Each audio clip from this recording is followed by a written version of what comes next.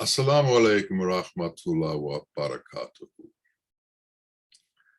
We're going to talk a little bit about surrender today. We have many parts to us.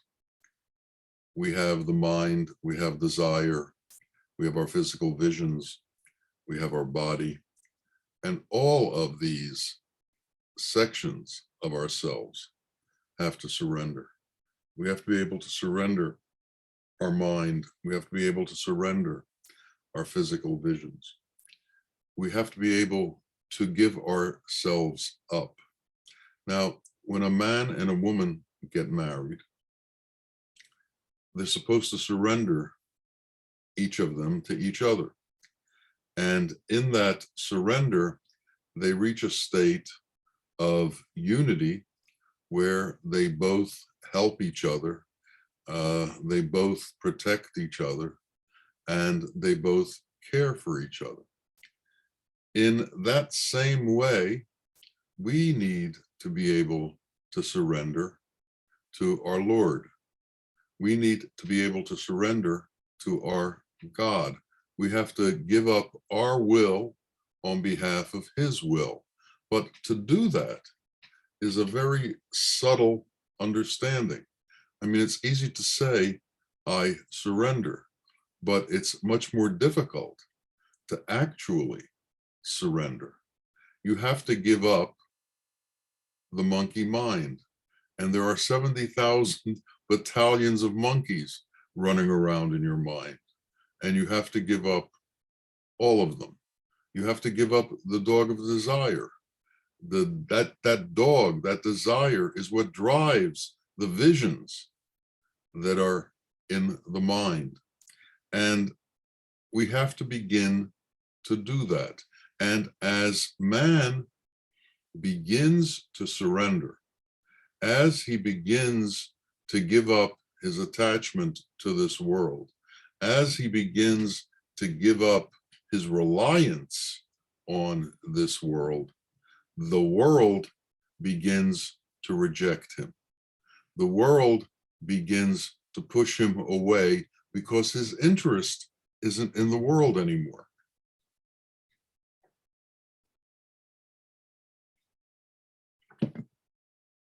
And when the world understands that you're not interested in it, then the world loses interest in you.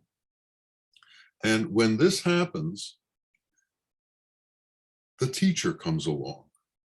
When you are ready for this surrender, when you are ready to take on this path, the teacher comes along and he understands that of the 96 obsessions in the world, you've finally gotten to the one that has a cure. All of the obsessions, 95 of the obsessions, are obsessed with various aspects of the world. But the 96th obsession is the obsession to know your Lord and to know yourself, the obsession to understand reality. And this is the same obsession that the teacher has, that the sheikh has, that the guru has. And it is with this obsession, when you have that, that he comes into your life and he says, I will teach you about this obsession, and I will teach you how to cure this obsession.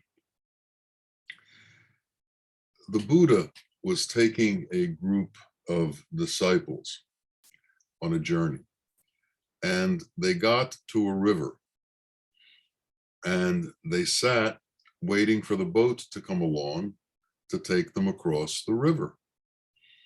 And while they were sitting and waiting, an old man, a very wise man, came along and he walked across the river. And they all looked at the Buddha and they said, well, why don't you walk across the river? And the Buddha said, if I walked across the river, what would you do? And that was the point. When the teacher comes, he doesn't come for himself. He comes for you. And if he does miracles about himself, what good does it do you? So he doesn't perform miracles. He tries to bring that miracle into you. He tries to bring that understanding into you.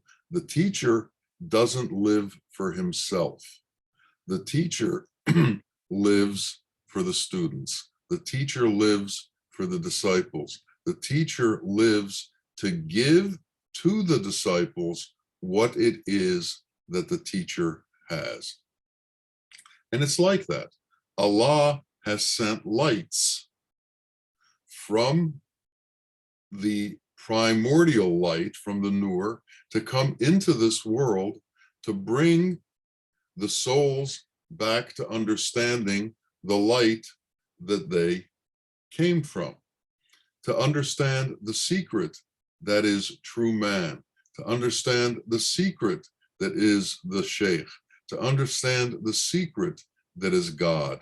And as you understand this secret, as you become to know this secret, your attachment to the world becomes less and less and less, and your attachment to reality becomes more and more. But the world has no interest in the attachment to reality.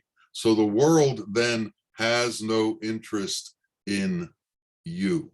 But if you develop those secrets, if you develop that attachment to the prophets and to God and to the Guru, then when the time comes, you will be accepted in all of the 18,000 universes. You will be accepted by all of the angels. You will be accepted by all of the prophets, and you will be accepted by Allah. And a crown will be placed on you because you have become God's prince, because you have gone in God's way, not in the way of the world. When this happens to a man, he transcends the ordinary understandings of things. But if he begins to put on robes, if he begins to wear turbans, if he begins to call himself a Swami, then he loses his way again. The point is that that secret remains within you, and that secret is to be shared with the ones who are ready to obtain that secret. It's to be given to the ones who are worthy of obtaining that secret.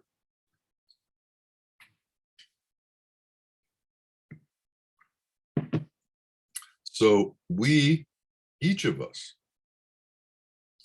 have to realize and understand the capacity that exists within us.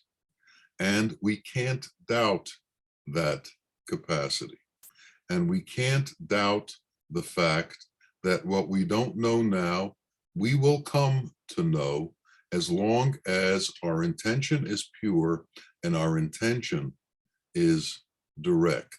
So we'll see the differences within us. Maybe we'll see them slowly. Maybe we'll see them quickly. But we have to have the patience and the faith and the certitude to know that the truth is coming and the truth will, in fact, come to us. Now, if you can do that, then you will create a level of contentment inside yourself. But if you can't be patient, you can't create that level of contentment. If you can't be patient, doubt is going to begin to bring its ugliness inside of you, because I want my answer now. Well, you can't have your answer now. The answers come when Allah is ready to give them to you. Your responsibility, my responsibility, everyone's responsibility is to be content and grateful and to have strong faith and to know that those answers will come in time and that we will get those answers and we will come to know the truth. But things go along with that. When we get to where we come to know the truth, we also lose our attachment to the mind. We also lose our attachment to desire. We also lose our attachment to the physical visions that we see. And we lose contact with ourselves. We no longer watch ourselves the way we used to watch ourselves. We no longer are the center of our own attention the way we used to be the center of our own attention. We are now much more conscious of the fact that there is a unity in existence, that we are part of this unity, and that Allah is bringing us towards himself and within himself. Something that we have to learn about, and something that we have to be able to do, is understand the grace and the power of the Sheikh, the grace and the power of the teacher, the grace and the power of the guru. And we have to bring that guru inside of ourselves. Now, some of us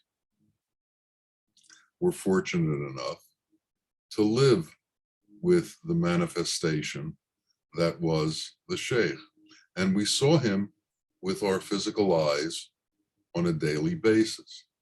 Some of us haven't had that experience. We haven't lived with the physical Sheikh. But because of the kind of life that we've led and the places that we've taken ourselves, we've begun to understand the nature of the Sheikh. We've begun to understand his qualities. We've begun to understand his kindness, his generosity, his mercy, his compassion, his justice, his feeling of unity amongst all creation, the fact that he gave to everyone the same, the fact that he held everyone as the same, the fact that he was equal unto all and all were equal unto him, that he had no favoritism, that he didn't pick people out and hold them one higher than the other, that to him all people were equal and equal to him. There, one time someone came before him and Bawa asked him, "What is it that you want?" And he said, "Well, tell me about myself." And he said, "Well, I could do that, but if I did, I would have to protect myself from you for the rest of my life. But that doesn't make me any better than you." In other words, he couldn't reveal to him who he truly was because it was dangerous. But he didn't put him down because of that, because there's always the opportunity for people to change.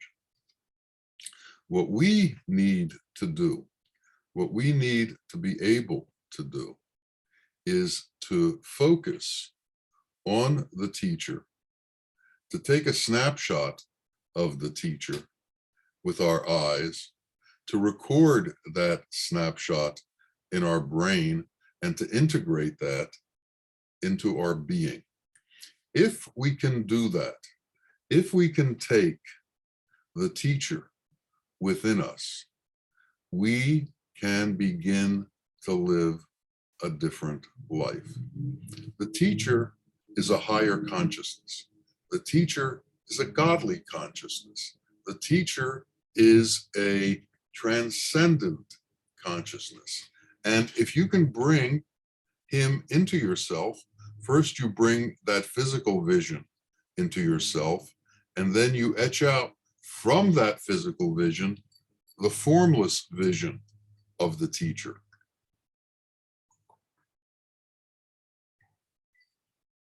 Because you always need to understand that the teacher is not just a manifest physical creation that you see.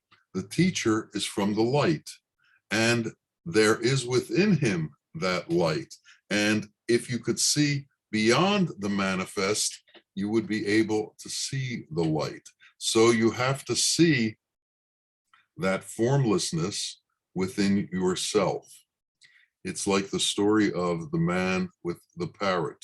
He tried to teach the parrot to talk, and the parrot wouldn't listen. So he took a mirror and put it in front of the parrot. The parrot saw himself, and the man spoke to the parrot from behind the mirror. And now the parrot listened, and the parrot learned to talk. Well, Allah, in his mercy for us, knowing that we can't see him, knowing that we can't place him, sent us physical manifestations that had divine power in them. And these physical manifestations we could relate to on a personal level because they looked human, because they looked like men. So we related to them as men, and as man to man, woman to woman, they taught us directly, and we sat and we listened and we looked. And we also understood when we looked at this physical manifestation, that this physical manifestation is actually a mirror of who we can be. So when you saw the sheikh do what the sheikh does, when you saw the sheikh act as the sheikh acts, when you saw the sheikh speak in the way that the sheikh speaks, you learned what is hidden deep inside of you, which is the same thing, but it needs to be brought out. So you take the sheikh and you put him inside of you. You put him inside of your vision, and then you put him inside of your being. And then you begin to understand the formless sheikh within you, and you begin to follow the direction of that formless sheikh. He becomes your conscience. He tells you what's right and wrong. If you turn to him and say, I am in a position that's difficult for me, I don't know what to do, I need your transcendent consciousness to tell me what to do. If you have actually surrendered, if you have given up your own will, if you've given it up to him, he will begin to guide you. We're all in this play. We're all in this act in this world, and we all have parts to act out in this world. The sheikh, if you've surrendered, will become your director. He'll tell you how to act in these specific roles that are part of your life. He'll tell you what it is you have to do within this life. He'll explain to you what's the appropriate thing to do and what's the inappropriate thing to do. When this consciousness comes to you, different forms of understanding come to you. For instance, if an animal bites another animal, the other animal will turn around and bite it back. That's the way these kinds of things go. But if you have the sheikh inside of you and you've committed a wrong against somebody else, the sheikh will show you the wrong that you've committed, and then you will feel regret and remorse because of the wrong that you've committed, and you will do something about it to rectify the mistake that you've made. It happens like this. All of a sudden, the inclinations and the temptations and the directions that the world would go, or the world would take you in, are no longer the driving forces in your being. What happens is, all of a sudden, transcendent qualities overtake your being, and you do what would be done through divine consciousness. You do what would be done through unified consciousness. You do what would be done through the understanding of godly consciousness. And when this happens to us, we begin to change. We lose our attachment to the world. We lose our attachment to the rules of the world, and we enter into the rules of divinity. We enter into the rules of divine consciousness. We enter into the rules of the gracious qualities of God and of the 99 names of God. So instead of acting with revenge, we act with compassion. Instead of acting with anger, we act in mercy. Instead of doing what's wrong, we do what's right. Instead of eating haram, we only eat halal, because now all of our inclinations and all of our intentions are to do what's right. And those intentions that we had when we were young to experiment with the darker side of the world, to experiment with the evil side of the world, those inclinations are gone. Those habits are gone because we've entered into the light. And why have we entered into the light? Because we've intended to enter into the light, and we have surrendered to the Sheikh, who is the light, and we've allowed him into us to guide our way. He becomes the director of our act. He becomes the director of our play. And as he becomes that director, and as we follow that direction, we then come under his protection. And when we come under his protection, we become under God's protection.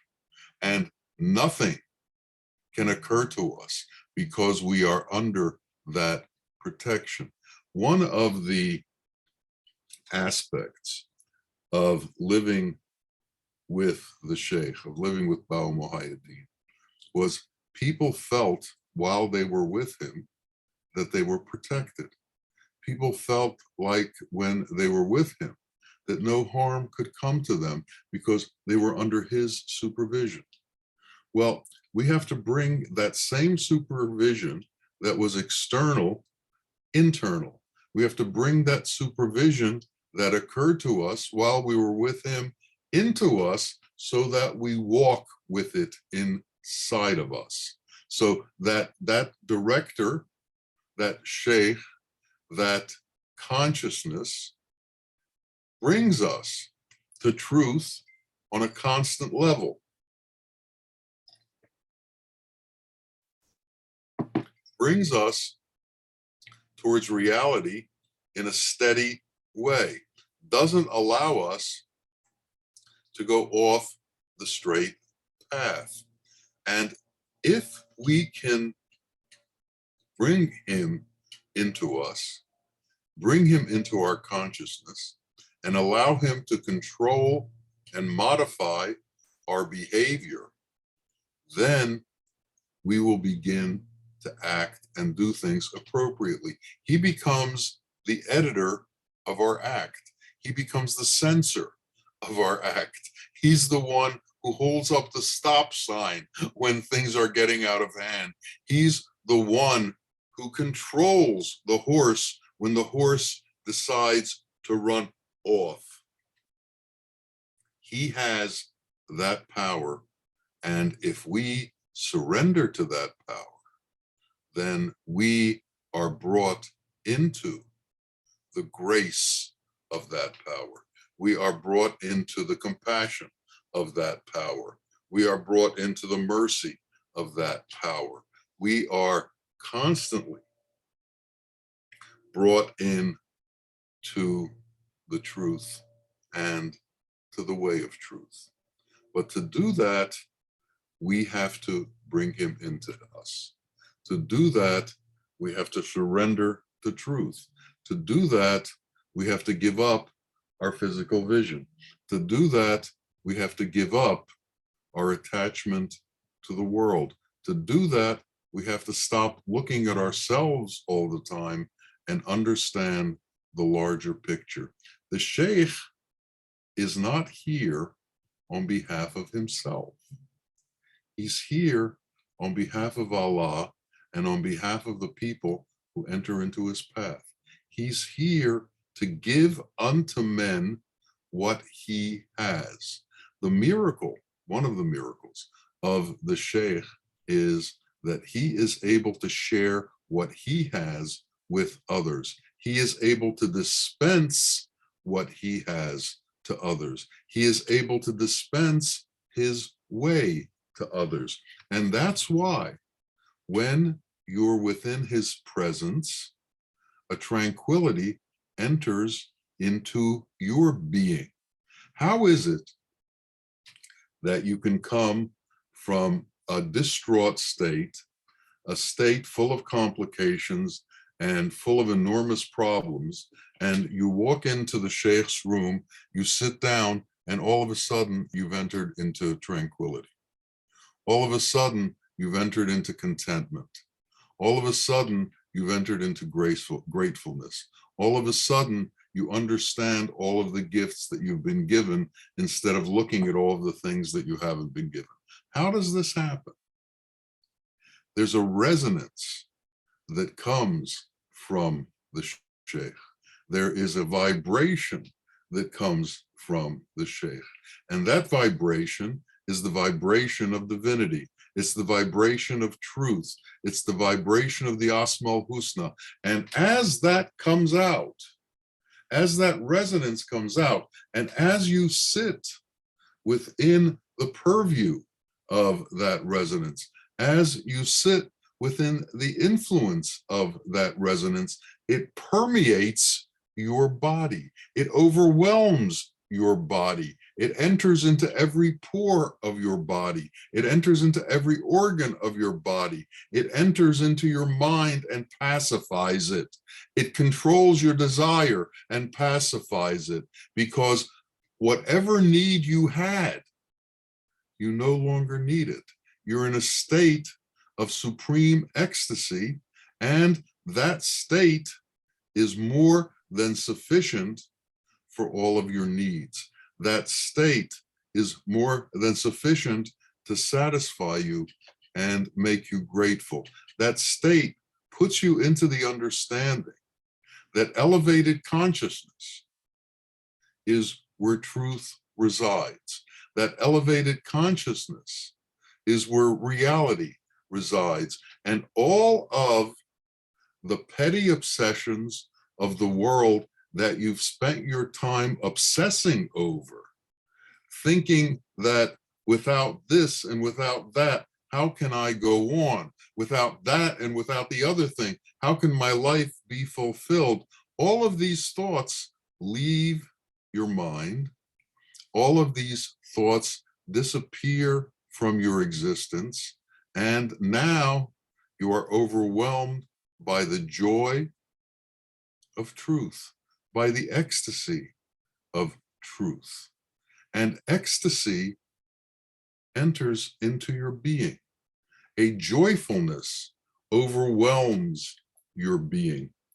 I remember one night, I used to live about, before I moved to Philadelphia, about 72 miles from the Sheikh's house. And my job was there. And I was in the Sheikh's room, and it was getting late. It was almost midnight, and we had to go home. And it was a very joyous time. Bawa was singing, and the place was really high. I could almost feel the roof blowing off of the house. And he looks at me and he says, "I can tell you need to go home." And I said, "Yes." And he looked at me and he said, "Too bad." And that's exactly how I felt. Too bad. Why did I have to leave? And so eventually he asked me to come to Philadelphia, and then we didn't have to leave anymore.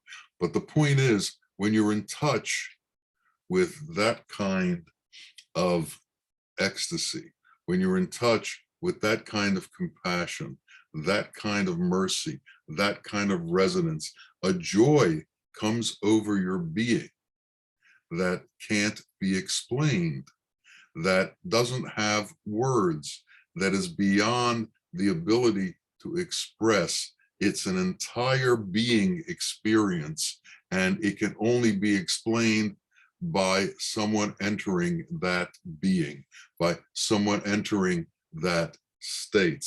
Not everything is explainable. Not everything is meant to be understood. Not everything can be told in words. There's more to what exists than words. There's more to what exists than physical visions. We believe that what we know is the limit of what can be known. What a silly idea to think that we know and see everything. I know lots of people who, when they meet somebody who's more advanced than they are, can't believe it, because they can't believe that there's anything that's possible beyond what they are possible. They can't believe that there's anyone higher than the level that they've reached. They can't believe there's anyone who can understand more than what they can understand. This is arrogance. This is what holds you back. As long as you believe you have reached some sort of supreme state, you have stopped yourself from advancement through your own thought process. You have stopped yourself from advancement because of your own arrogance and egocentricity and belief in the self. On the road to infinity, there are an infinite number of thresholds to cross. Each one of them beckons you to call it home. If you stay, you will change from a pilgrim to a protector of thresholds. In other words, wherever you stop, you say, this is it. I found it. I've got it all. And I have to protect this. That's what the religions did. Each of them said, we've got it. No one else has it. And we have to protect it. And then the religious wars started. The religious differences started. The different ways started. All of these things started. But somehow we have to understand that there are many ways to the one source, that there are many paths to the one source. And so many of the things that the world believes are real are not real. Race isn't real. Religion isn't real. Caste isn't real. Language isn't real. Color isn't real. Differences aren't real. And as long as we hold on to these things, as long as we hold on to race or religion or caste or language or nationality, we, by our own intention, have separated ourselves from the unity of creation, the unity of mankind, and the unity with our Lord. If we can't be unified with men, we can't be unified with God. If we can't be unified with the people of this earth, we can't be unified with God. As long as we consider ourselves different, as long as we consider ourselves somehow separate, somehow different, somehow better, we are actually doing the opposite to ourselves. We are making ourselves somehow worse, somehow less, because in unity, we are greater than we are when we are standing alone. When we are standing alone, we are blocked out from grace. We are blocked out from truth. We are blocked out from transcendence. And we are blocked out because of our own intentions. We are blocked out by ignorant thinking. Ignorance tells you that if I make someone lesser than me, I am somehow more. And in truth, when you make someone lesser than you, you make yourself less. But this is ignorance. And ignorance takes you in inappropriate places, in inappropriate ways, and brings you to inappropriate ideas. We have to find out what the true ideas are. And that's why we need to walk with the Sheikh within us, so that a higher consciousness exists within us. And when we run into difficulty, this consciousness tells us the truth. When jealousy comes to us, this consciousness tells us how silly jealousy is. When anger comes to us, this consciousness explains to us that anger will only lead us to arrogance and to losing our way. This consciousness will act like an army to protect us from the entire world. It'll be like a guard that stands in front of us and doesn't allow wrong ideas, wrong interpretations, wrong assumptions to harm us. Most of the harm that we do is done to ourselves through wrong ideas and through wrong inclinations. And that's why we have to give up our ideas. We have to give up our understandings, and we have to replace them with the truth that the Sheikh brings. And the Sheikh is sent by God to be the forerunner of taking us to our Lord, to be the one who brings us into the path of our Lord, to be the one who takes us on that straight path towards reality. Why is one of the names of Allah Haq, reality? To make you understand that there is a different reality than the reality that you know from your physical senses. That is illusion. The other is reality.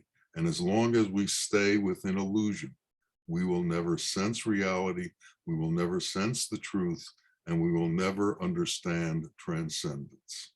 But once we can give up this immense attachment that we have to our own being, this immense attachment that we have to our own ego and our lower self, then we will begin to transcend into the truth, and we will become those hidden secrets that Allah sends into this world. We can become the ones who, when we walk into a room, love walks into the room. When we walk into a room, truth walks into the room, because we have disappeared and God is what's there. So we must become this insan kamil. We must become this man who has lost his physical attributes and has taken on the formless divine attributes. And we have to pray for that. We have to intend that. And we have to ask Allah to allow each and every one of us to become that. So may truth enter all of us. May God's qualities enter all of us. May the true Sheikh enter all of us. May the true teacher enter all of us, the true director, to guide us in truth so that our lives are lived in truth. Ameen.